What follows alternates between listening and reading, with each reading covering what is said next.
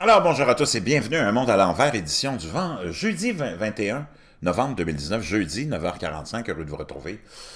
Chers amis, ceux qui ne sont pas abonnés, faites-le maintenant.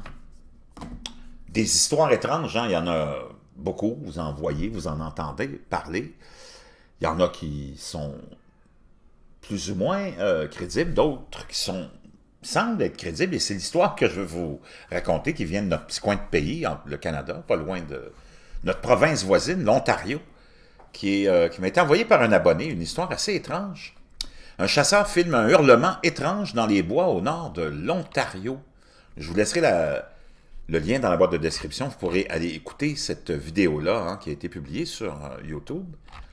Par, donc, vous aurez ça dans la boîte de description. Vous pourrez l'écouter vous-même. Un chasseur de l'Ontario nommé Gino Mikis aurait enregistré des vidéos d'étranges hurlements dans les bois qui ont complètement mystifié des biologistes. Dans une entrevue téléphonique accordée à CTV News, hein, quand même, Mikis a déclaré qu'il n'avait jamais entendu quelque chose comme ça auparavant, tout en ajoutant que le son en question était encore plus lourd que tout ce qu'il avait entendu jusqu'ici. Mikis, qui vit près de Sioux Lookout, dans le nord de l'Ontario, a filmé les images le 3 octobre. Donc, c'est assez récent, alors qu'il chassait avec sa femme et son petit-fils dans la vidéo. On peut d'ailleurs entendre le jeune enfant qui semble imiter les bruits étranges. Le trio a d'abord entendu le hurlement étrange, alors qu'ils s'en retournaient à leur voiture, qui était située à la fin du sentier le long de la rivière Vermillon. Au départ, Mekis pensait qu'il s'agissait d'un orignal ou d'un ours, mais ensuite j'ai commencé à penser à tous les animaux dans la région que j'avais entendus au cours de ma vie, et ça ne correspondait à rien. Au début, je n'avais pas peur, parce que là, cela semblait un peu loin d'où nous étions. On aurait dit que c'était à 1 kilomètre d'où on se trouvait.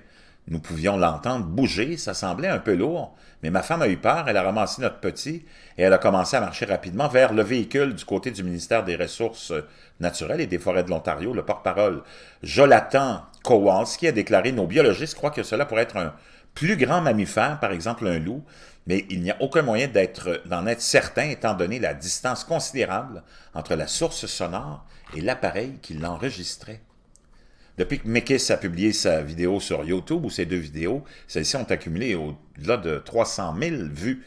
Dans les commentaires, les utilisateurs ont suggéré que le bruit pourrait provenir du légendaire Bigfoot ou d'un ours géant. Mekis prétend, pour sa part, qu'il n'en a tout simplement aucune idée. Je suis dans le même bateau qu'eux depuis que j'ai entendu ce son.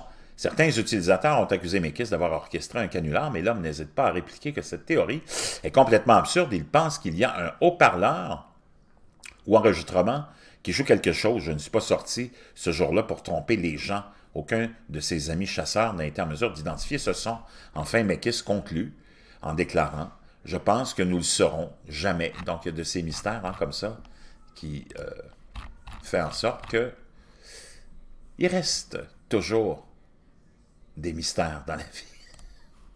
Mais c'est une histoire parmi tant d'autres. Je sais que vous en avez sûrement plein de ces récits-là, autant au niveau des apparitions d'ovnis ou qui sont de plus en plus sérieux. Le Pentagone confirme que les soldats américains, les pilotes, ont vu maintenant on appelle ça des phénomènes atmosphériques, comment ils les appellent, non expliqués ou quelque chose comme ça. Donc il y a vraiment, vraiment beaucoup de mystères encore. Même le mystère de Bigfoot reste toujours hein, dans l'air quelque part.